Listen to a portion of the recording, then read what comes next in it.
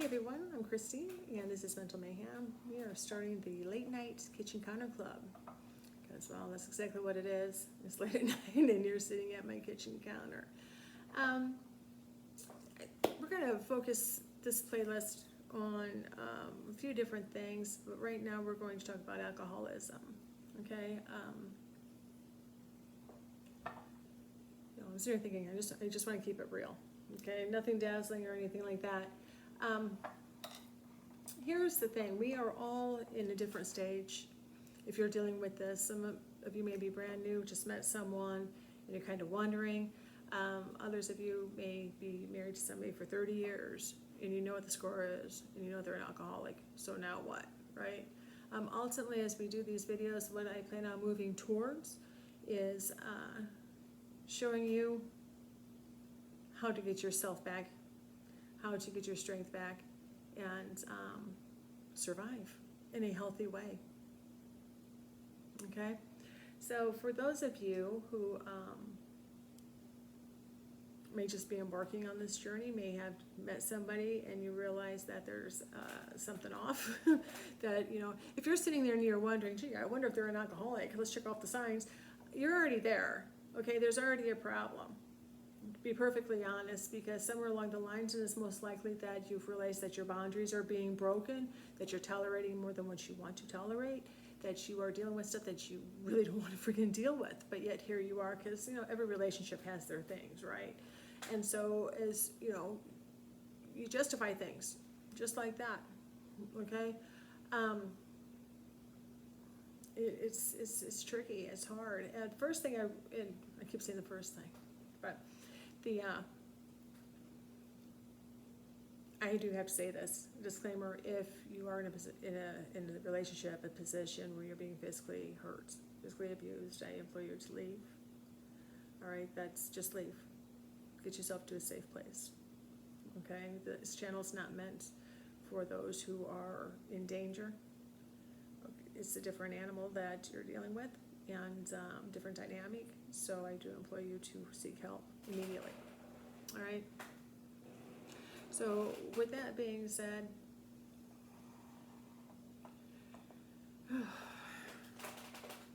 few signs of an alcoholic. We'll start on that.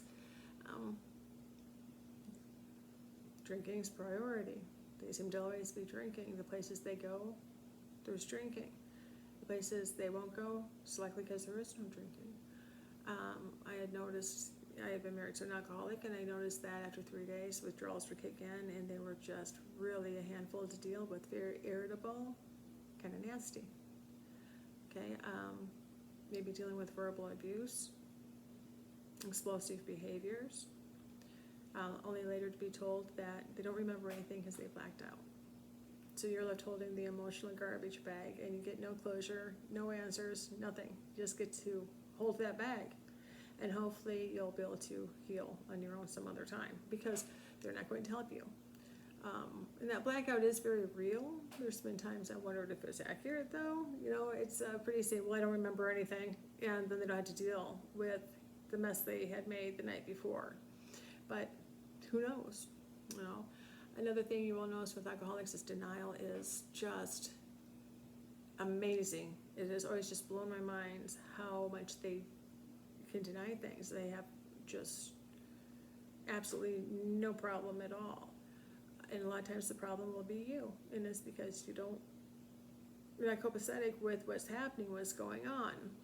But, as the relationship goes on, you may find that you are making excuses, that you are actually enabling, is what they call it, helping them drink, or, if your situation is something different, a drug or whatever, okay, but making excuses, just making it easier.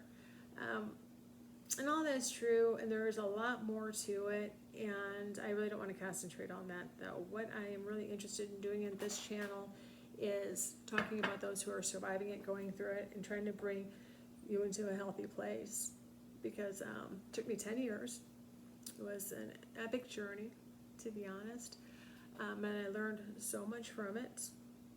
But I will share with you this video that in the beginning I wasted a lot of time because I was very unsure.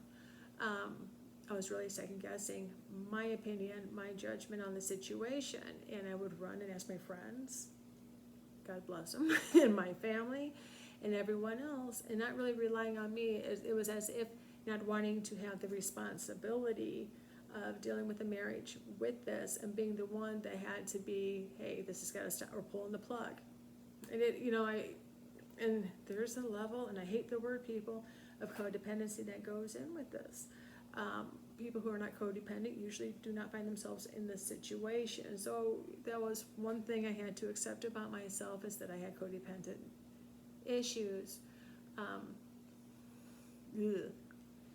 But that was probably the most powerful step that I made, realizing that and accepting that, starting to work on it. Religious beliefs, everybody do your thing.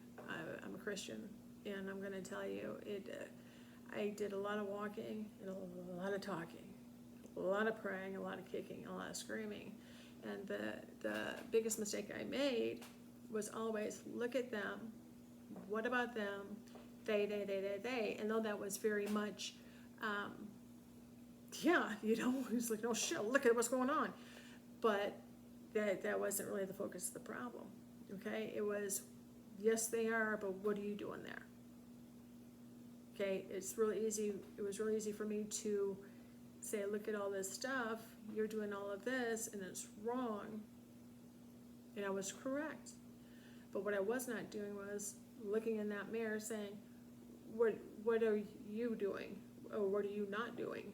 It was really a time after 2 years of kicking and screaming, seriously, of why isn't anything changing? Because they're the problem. I'm just being really transparent, being really honest. And what I had found in the situation was, it was a time in my life for me to look at me. Okay? I'm not saying that, those issues are okay, but again, it was a time of life for me to look at me and what I was putting up with and what I wasn't doing. Okay, the person that I was being. And that's really when the journey really began. It did. First thing I had to realize, and as I said before, is that I have codependent issues. And I hated that word before I even had to really fess up about it. I felt it was a weakness, and but you can't start improving things and changing things until you own up and you're honest with yourself. And then I had to learn how to establish boundaries. And what was really amazing is, as I reflected upon myself through my life, and I'm older now, I didn't know how to have boundaries. I knew what I liked, what I didn't like, what I believed in, what I felt was okay, but I had no idea.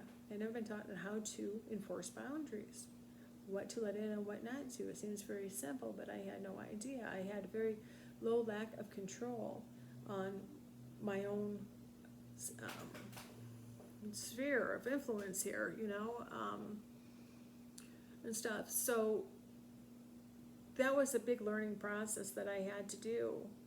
And I think as I do these videos, we're going to go ahead and start talking about how to do that. I'm going to be honest with you, doing these videos, I'm kind of finding my own way with them as I am making them. So I guess, this video is not horrifically long. I'm going to share with you on how to establish boundaries. And the first thing that I did is I started paying attention to what I actually really didn't like. And one of them was the way I was being spoken to. I tolerated it. And unfortunately, I have one of those voices that are very low, and so you can yell over me. It's very hard for me to be heard, literally. A lot of times I have to yell, so if you have a stronger voice, I am just drowned out. So it's like, well, I have got to learn to deal with this differently. So a lot of times, what I ended up doing was, I'd turn around and walk out. I wouldn't listen to it. If I can't be heard, you can't be heard. And I would ignore, if they called me drunk, I would ignore the phone call. I may pick it up once and say, I'm fine, you're fine, done. And then I would ignore it, silence my phone for the rest of the night. I just would not, I limited very much how much of that I let into my life. Okay? I would not engage in arguments because usually I didn't start them, quite honestly, and they were not designed for me to win. So I did not engage in them. Just like if you're dealing with a narcissist, a gray rocked them. If they started yelling in my face, I just started reading the paper, the phone, started talking to someone else, if there was somebody in the room, whatever, but I would not give them the time or the attention. Okay? Because the other person, they have needs too. Male or female, doesn't matter. They have needs too. They are looking for a certain reaction as well. And I just stopped giving it to them. One of the biggest things, and one of the hardest things I also had to do in the very beginning is get them out of my head. And what happens a lot of times is if they go drinking and they're away from home, you worry about what they're doing, whom they're doing it with. It's true. Are they home safely? Are they going to get a DUI? Have they fallen and been hurt? It goes on and on. Very prone to accidents, just anything your mind can imagine to make you worry, have anxiety, fear, anger, all these negative, toxic emotions. It all comes with it. And so it was a time where I actually had to train my own mind where when I knew I was going there, I had to make myself stop it. I had to make myself think of something else. And as I practiced and rehearsed this, it actually began to take where I stopped thinking about it. Because even if they weren't there, if I was with someone else, there would be times they had made me so mad because of arguments, whatever. That's what I talked about with my friends, my family, that it took over my entire life. It did, and I let it, not even realizing I was letting it. So it's very important to maintain control of your thoughts, only allowing them to have so much real estate space in your mind, because they will take all of it, where there's nothing left for anything else. But yeah, that was a huge thing. Establishing boundaries, again, was a huge thing. Taking time for myself, relearning what was important to me, what I wanted for myself and what I didn't want for myself. Started paying very close attention, realizing when I was being gaslighted, and I realized I was being gaslighted a lot in front of friends, public and stuff like that. When I realized that, I was pretty embarrassed. But just kind of really learning the game that was in my arena that I had to deal with. I'm not saying the person that I was dealing with was bad. There's wonderful qualities about the person. Absolutely. That's why I was with them. That's what makes you fall in love with them in the first place. Don't kid yourself. But this other entity that comes in and takes over is something to be reckoned with. So we're almost 14 minutes in, so I'm going to stop there. I am going to post more videos as we go because there is so much more on this journey. But I would love your feedback because I've really not seen a video like this on YouTube, and I'm trying to keep it down to earth, real. I'm not trying to be cute or blasé or anything like that, but I want to be honest and I want to help. So if this video is for you, say hey, put something out there, and let's just see what happens with it, all right? So this is the first late night kitchen counter club coffee talk, and see you next time.